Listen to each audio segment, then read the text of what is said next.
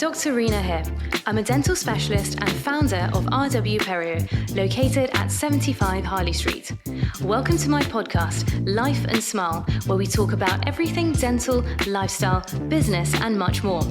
Every episode, I'm joined in conversation with a specialist expert in their chosen field, who give us a behind-the-scenes glimpse into their daily regime, career turning points, and an insider look at what they can't live without. As a businesswoman myself, it's so inspiring to hear how people have built their careers and shattered those glass ceilings. So let's get the conversation going. Dr. Reena here, and welcome back to Life and Smile, where you're joining us in our 5th season. For today's episode, I am, of course, back here in our Harley Street recording studio with the most polished and immaculate industry insider, who I know many of you will instantly recognize as soon as I mention the brand 111 Skin, which needs no introduction. As 111 Skin's CEO, Eva drives the brand's commitment to excellence, upholds its luxury status, and inspires a company culture of thought leadership and creativity. Eva, I'm so excited to have you back in London on the podcast today. Thank you for having me, and thank you for the introduction. I'm definitely not very polished today, arriving on my bicycle. Still polished. But I'm very happy to be here. So, start us from the beginning. So you had such an interesting journey so far, so inspiring. But let's go back to the early days of starting out, and then how your personal career developed after that. So tell us more. Well, I was born in Eastern Europe, in Bulgaria. I grew up behind the communist wall, so I had a very simple upbringing. And in 1989, when the communist wall fell, I had the opportunity to study. I was actually accepted in a university in Moscow, but for the first time, Bulgarians can go anywhere in the world. So I had very good test results, and I ended up in a university in San Francisco. That's kind of like my initial journey into the open world of opportunities, because in Bulgaria everything was very set, everything was planned. We worked on these 5-year plans, and everybody had to contribute, to society according to the needs of the government. So San Francisco was definitely an eye-opening experience for me, and I think it's the beginning of my entrepreneurial spirit. And then tell us more about what happened after that. How did it all happen with the company? How did the brand start off? When I lived in San Francisco for many years, it was the boom of Silicon Valley. I had a lot of friends that had started multiple companies. And when I met my husband around 2002, he had already established his clinic here. He also studied in the States, and he did his residency there. So I think he also had a bit of that entrepreneurial spirit as well. So he set up his own surgical, non-surgical clinic right here down the street at 111 Harley Street.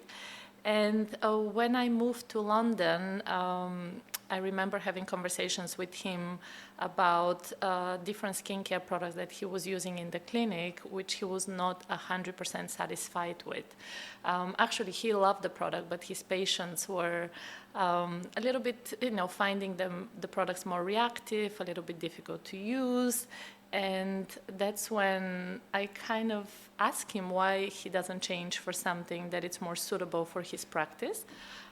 His answer was that he didn't think this product, what he wants, really exists, because he wanted something for super sensitive skin, but also with very high actives. And I think that's my San Francisco upbringing. I said to him, if it doesn't exist, why don't you create it? So that's kind of the beginning of 101 Skin.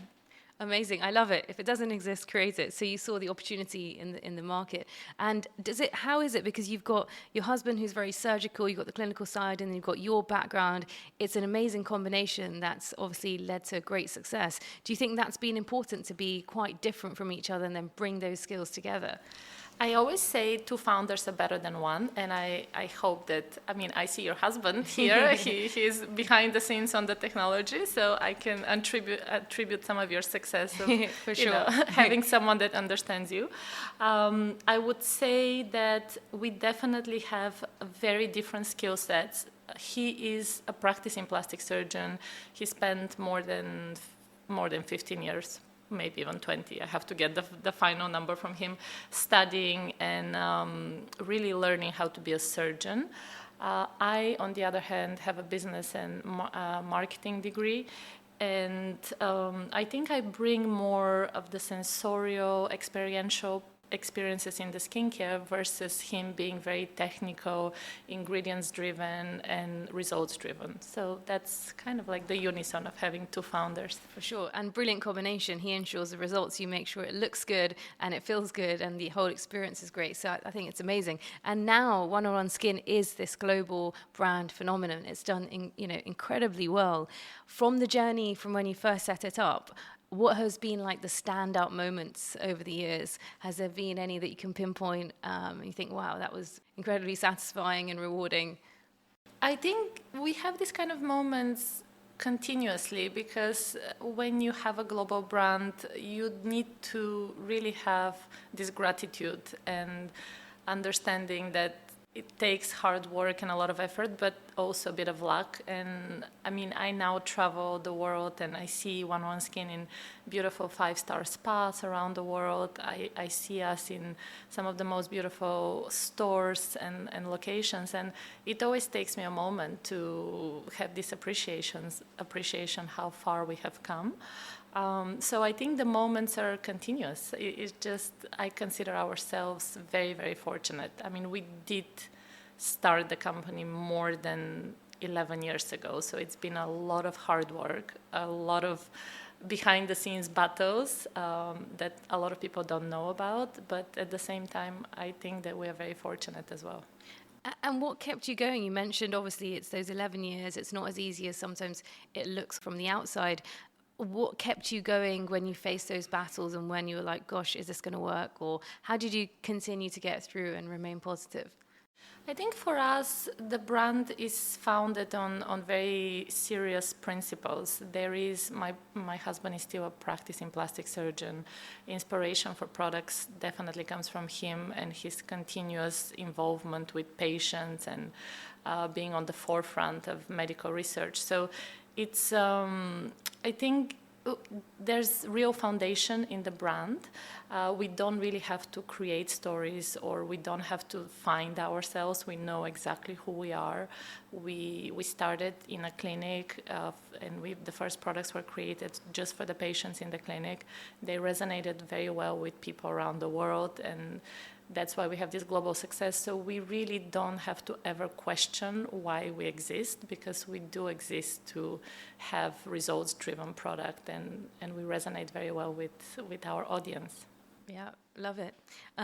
So you're regularly featured in the press. You do lots of panel events. I know we did one together recently as well. Through the years of doing lots of events like that, has there ever been any particular favorite topics that you like to talk about? Anything that stood out? As you know, I don't prepare for any of this. I ask my team never to give me the questions ahead of time. I want the conversations to be real, and I do enjoy the fact that you can steer in any direction, and I find that very, very intriguing. I'm very happy to talk about any aspect. I don't like to hide things. I'm happy to talk about failures. I'm happy to talk about positivity and anything that people want to ask me. So I really enjoy this podcast because it opens up different horizons. So it's the 360 sort of conversation, essentially. So your journey has been so inspiring so far. What advice would you give to like your younger self or someone, say they're starting their career now, they want to be a founder, say they want to release a product? What would be your key pieces of advice to them? I think right now I find it to be a super, super challenging time. And as much as I want to encourage people to be founders and create their brands, I think when it comes to the skincare space is definitely becoming a very crowded space. I think there are too many products being produced by too many brands.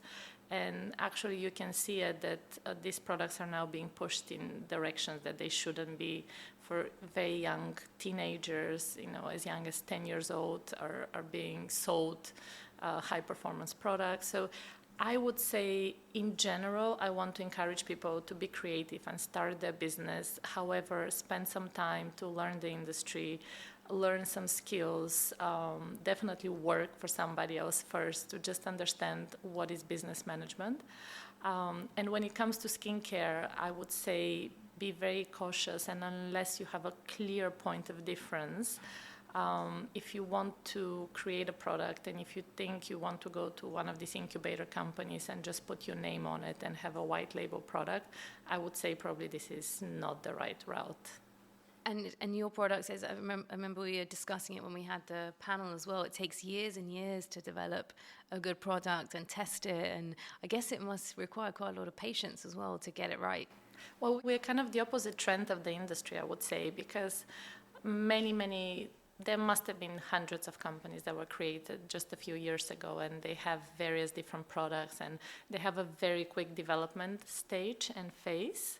And I think we are the opposite in a sense that we sometimes take years to develop products. And I would say probably you would have more quality if you take time to test and to properly understand why a product needs to be launched. So we are the opposite. We take too long. We are one of these very, very slow beauty companies that probably are against the trend. But bring the results, I guess. So do you think, so obviously over the years, a lot has changed in the landscape. One of the things is the digitalization, social media you probably watched that grow massively and change since you launched the brand. Do you think that's been really important for the success of the brand? Do you think that's been a useful voice to spread the message? Yes, I mean, I can never turn my back on social media. I do have, very strong opinions about it, but that's for another podcast. I think definitely we have had early success on social media. In the beginning, you have to remember we have existed for more than 11 years. So in the first early stage, 2011, 12, 13, we were very fortunate that people were starting to kind of show self-expression through beauty.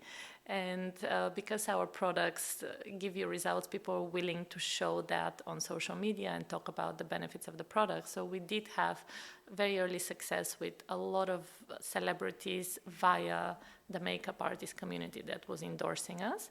I think right now I'm a bit more cautious, and I want to make sure that we have solid database of people that love our products and clients that can connect with us, not just on social media, can come to the stores, touch and feel the product, be engaged with us on many of our channels, but not really only depending on social media for solid business. Yeah, I think that's such an important point. I think when I did the panel with you a while back, it was really nice to have those, consumers there, being able to actually interact with them face to face as well, because I think that does make a big difference. So yeah, I guess social media is just a part of the equation, not all of it. So what's your kind of agenda now? Do you have any other life goals? You've achieved so much. What's next, essentially? The interesting part is that we did not create the brand in a boardroom with these 5-year goals like I had in Eastern Europe in my upbringing. So we really just created the brand for our in-clinic patients, and we didn't even have. They were given for free. The original products were given for free just as an added service. So we never had these long-term ideas of what success looks like. I mean, now that we have that, we have beautiful accounts around the world, and we have very, very strong brand awareness.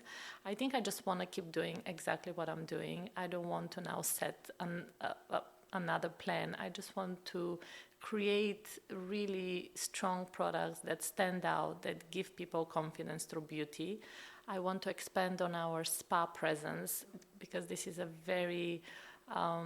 it's a wonderful way of interacting with clients. In a spa environment, you have them for good hour and a half, and you can really immerse them in your universe and show all the benefits of multiple products and of a beautiful beauty regime. So I just, I want to keep doing what we're doing. I think we have set a mark in the world, and, hopefully we keep resonating with people around the world. For sure.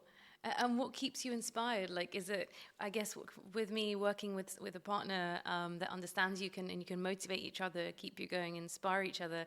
What keeps you inspired on a daily basis? Is it your team? Is it, the mission to make the best products? What keeps you going every day? I think, different days have different inspiration for me. I do have a very strong team. It's 90% female. And it's great to come to the office and, have this positivity. And, right now I have a few girls being pregnant in the office. People can bring their dogs. So I love being in my office. I'm surrounded by people that they're truly beauty junkies. Yes. But also, I'm inspired by many different things. We have a product, for example, which is not even that well known in the industry. It's a hand cream, and 100% of the profits of this product goes to charity. So that's an ongoing inspiration for me. We donate the proceeds to Women for Women International. Some days I'm just inspired by, going to a spa and hearing the feedback from the therapist, how much they love the product. So, every day is a kind of a new adventure for us. And is your working week every day is different? Do you go into the office sometimes? Sometimes you're in events. Is every day so different? Which I guess keeps it interesting as well. So different. My favorite days are when I just get on my bike in the morning, go to the office, and we just spend most of the day in the office brainstorming ideas and talking to the team. But I do have days where I have to dress up and go to different functions, and this I find more challenging than my normal relaxed no makeup days on a bike in the office. Sounds amazing. Sounds perfect. And what keeps you energized? Because I guess you have to be on point all the time. You're making very important decisions with the products. You're leading a team, and it's a global brand. How do you make sure that you're always focused, on point? What keeps you energized?